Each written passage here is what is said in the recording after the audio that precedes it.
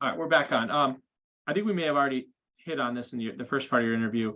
There's an email from, well, we hit on the issue, which was this allegation that you suppressed information on the field card regarding the effective year built.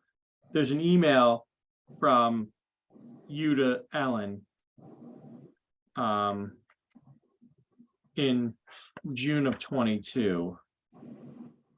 It actually started off with, there's a Matt Despard. Who's Matt Despard? One of the council members. Okay. And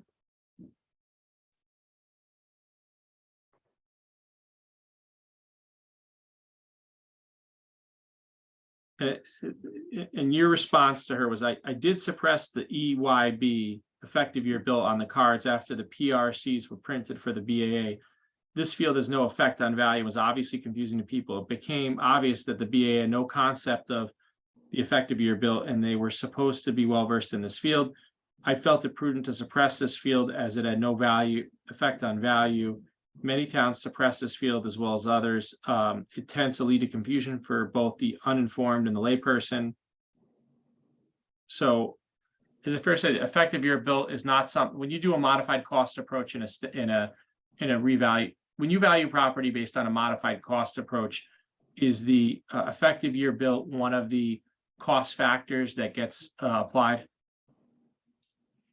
It doesn't get applied. It actually runs off a table that's developed whether by the condition and the actual year built. So is it fair to say that the effective year built is created and put on the field card as a reference point, but that the effective year built is determined after essentially the modified cost approach is done, so it's actually not used as a factor in the valuation of the property? That is correct. And in fact, the effective year built is based on whatever is determined to be the what? The quality and what? Quality and the actual year built. Okay, so the effective year built is based on the quality of construction of the structure and the effective year and the year built, correct? So I'm just going to get technical on you here. It's not the quality, it's the condition of the property and the actual year built. All right, so so the effective year built is calculated on the tables by after the value is done, based upon the actual year built and the condition of the property. Correct. And if it was looked at in previous revaluation years, it's always been the same. It's always gone up. In previous years, nothing's changed in the last 20 years.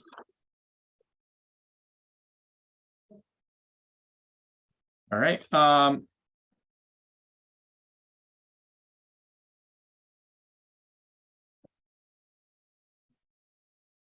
Were you aware that the BAA hired its own attorney? I was. Well, I'm aware that an attorney was speaking for them, yes. Did that attorney, and her name was Rachel Baird, is that correct? Correct. Did she ever contact you? She did not. Did you ever receive any bills for her services for the BAA? Well, we're not the office that receives bills, but to my knowledge, no bill was received by the town.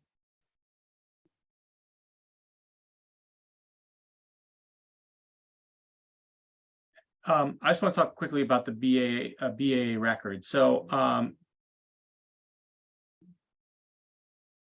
historically, what was your understanding as to who what office for Enfield was the custodian of the BAA records? To my knowledge, it's always been the assessor's office. And not just Enfield, that's for every other town I've worked in.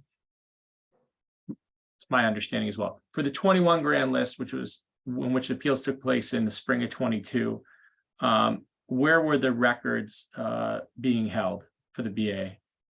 I no clue where they were being held. They were being held by the board, by the BAA.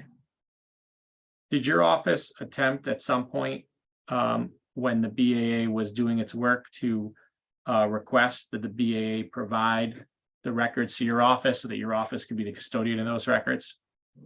Requested multiple times through my office and through the town manager and town attorney. We actually were hampered by not having those records by taxpayers coming in, asking questions about their hearings and values, and we did not have the records to actually look at to be able to serve the taxpayer on certain cases.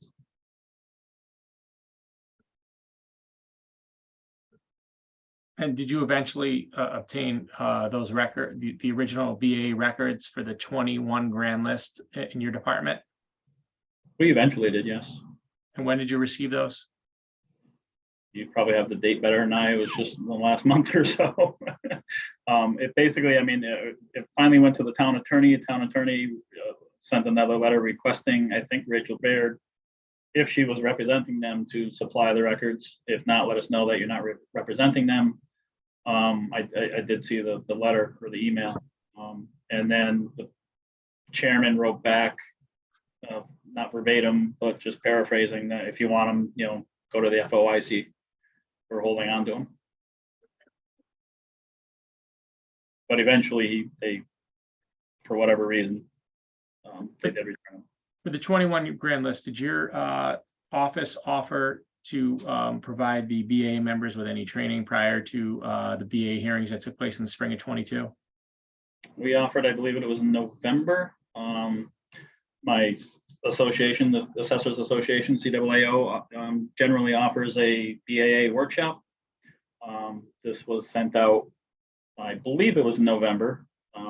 Tom Tyler was not the chairman at that point, so he was not notified, but the other two were.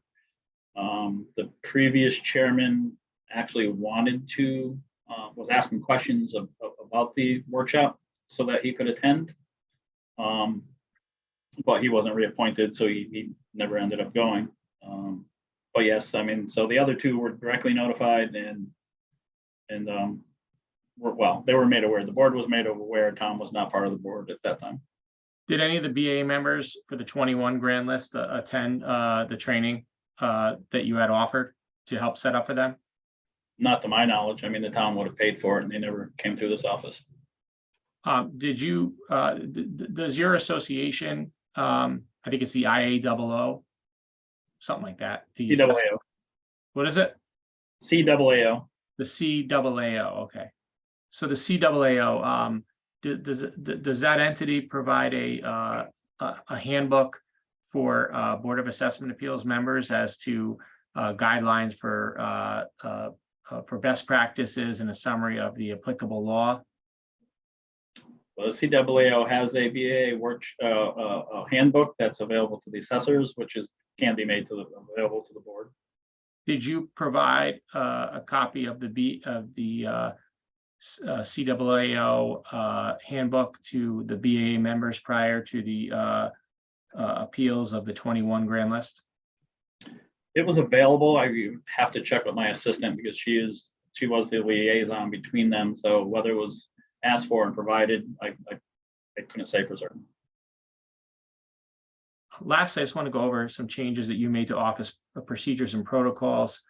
My understanding is with regard to personal property audits, you changed vendors. Correct. And who was your previous vendor? Feldman Associates. And who was the new vendor? Baron Appraisals. And as a result of the change of vendors, was there any change in the work that the town did with regard to personal property audits? It's impossible to know for certain because they didn't audit the same company. But in the past, Feldman Associates would only do a book audit. So they would ask for the tax records and go through any documentation that they were looking for and perform an audit. Whereas with Baron Appraisals, they actually do a physical inspection, take pictures, as well as asking for the documents. So it's just a more thorough process. And it also allows the company, Baron Appraisals, to help educate the taxpayer, the business owner. A lot of them are confused of what it is. Some of them I've literally gotten thank yous for having the audit done because now they were able to clear up their paperwork. Do you have any of those emails thanking you for that? I would have to look. I don't know if it was technically through an email. If it was, you could send those to us. You talked about your implementation of the use of Vindicode. Matt, did you have any questions about Vindicode? Otherwise, I didn't. No, I think we covered it pretty well last time. And today. Did you do a more thorough review of personal property declarations than your predecessor? I believe so, yes. How so? We have, my assistant basically handles all the personal property for the most part, 90% of it. But I like to get involved with the manufacturers and actually review the lists to see if the equipment actually qualifies as M65 exemption. In the past, a lot of stuff was let through. The list wasn't necessarily gone through to remove anything that wasn't qualified. Did you implement a new program in your office with Data Cloud Solutions? It's in the process of getting done, yes. And The contract is waiting to be signed. what is the program and what's going to happen as a result of it? So Data Cloud Solutions / Mobile Assessor is going to allow the office to basically go out in the field with an iPad and the full database on that iPad. So when we go out there, they actually do permits. I always tell staff to make sure we take an updated photo, even if one was just done 6 months ago. I want an updated photo while we're there. This allows you to take a picture with the iPad, automatically gets downloaded, so there's no double entry just on the photo itself. If we wanted to go just do photos, which might be, I'll print a report for missing photos. We'll be able to go out there with the iPad, just take a picture with the iPad, and it's automatically going to be downloaded in the system. We're not going to have to come back to the office, download it off the camera, go to each parcel, take the picture from the download and put it onto that parcel. It's also going to allow on the permits that when we go out, we're going to have all the history on that particular card, which we would normally have is we would have the field card with us.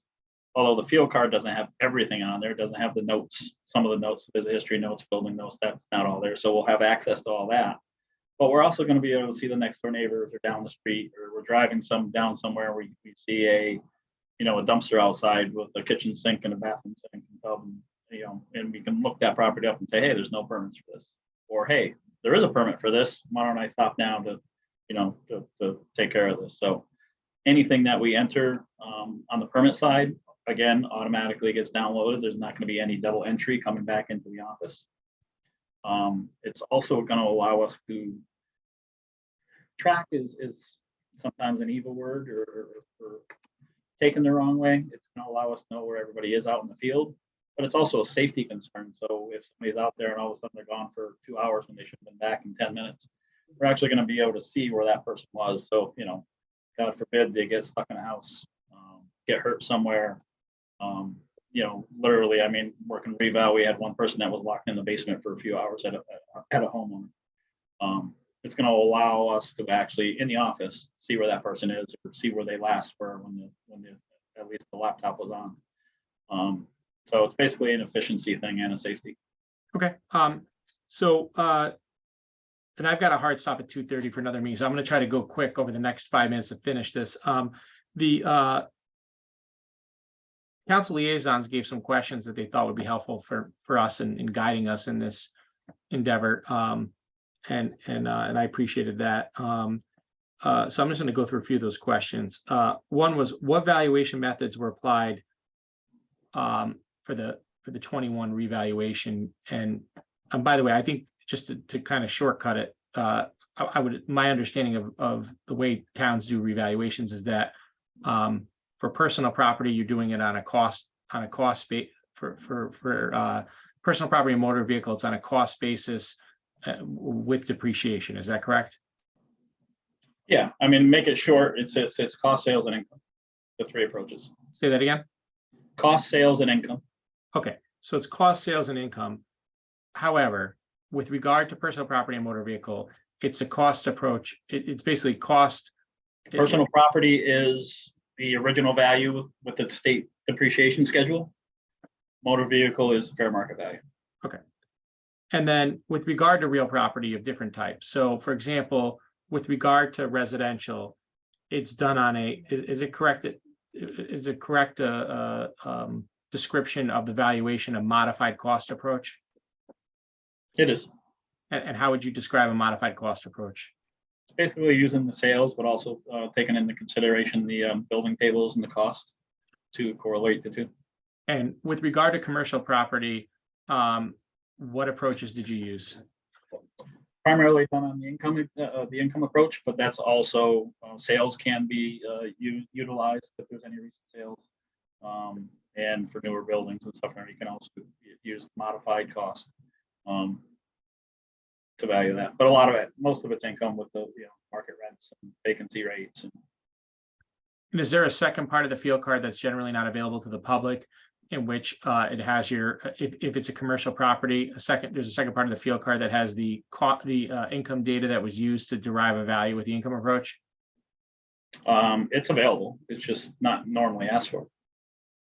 Same as somebody coming in, they can ask for the property record card, they can ask for the income card.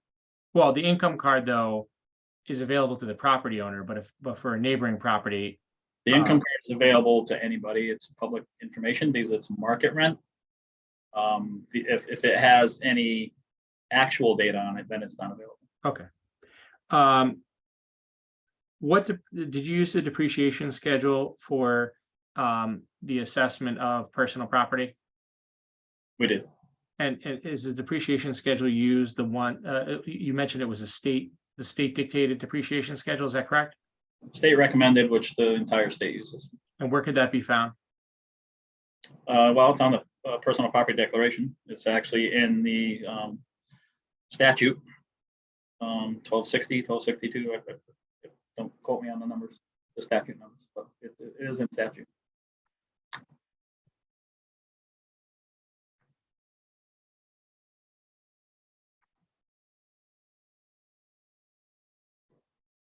Is it abnormal for real property to improve and assess condition over time without physical improvements being made? I think this has to do with that, effective year. I mean, if you're maintaining a property, I mean, it's always a little bit of a gray area, whether a reviewer goes out there, and we don't have a lot of time here, but whether they consider a house in average condition or good condition. I mean, 1900 house built in 1900 is an average condition. You go in there, you expect to work floors and a door that might close, windows that stick. That's going to be an average, just like in a 2023 house that was just built. Everything's perfect. That's an average condition. Good condition if you actually make improvements. You did siding, the roof, the windows, you updated the kitchen. If you're maintaining a house, doing the regular maintenance and stuff, you could theoretically increase that from average to good, possibly, depending what you're doing, which would, change the value. But I mean, that's the long way to get around it, I guess. I mean, it's an opinion of value, or opinion of as to the condition of the house compared to the actual age of the house. I don't know if that answers it or not. I think so. Short answer is yes. I mean, it certainly could, just by maintaining a house. Because you're taking a house that has a 60-year lifespan and you're increasing that by maintaining it.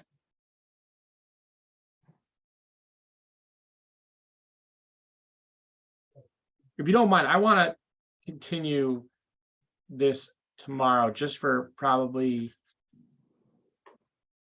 maybe less than maybe half an hour or less. I want to go over these questions now that I've gotten at least all your responses so far to questions we had. I want to go back over this list they gave us and see where maybe you could be helpful to give us some information and responses. So tomorrow, I've got looks like I have a 9:30, I could do tomorrow at 8:45. I don't know what your schedule is like tomorrow. Again, it's hopefully be like around half an hour. I could do 8:45. I could do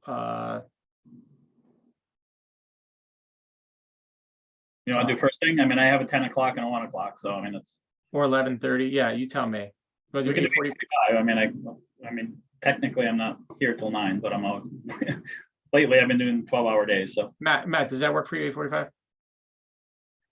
Yeah, Yeah. if you don't mind, and it may be pretty quick. I just, I think it'd be helpful to get your perspective on some of this, on these questions, and some of them need to probably be revised. I think they really made their best effort to try to be helpful to us, and 8:45 is fine. I just have a 10 o'clock. I have a 9:30, so we'll be done by 9:30. Okay.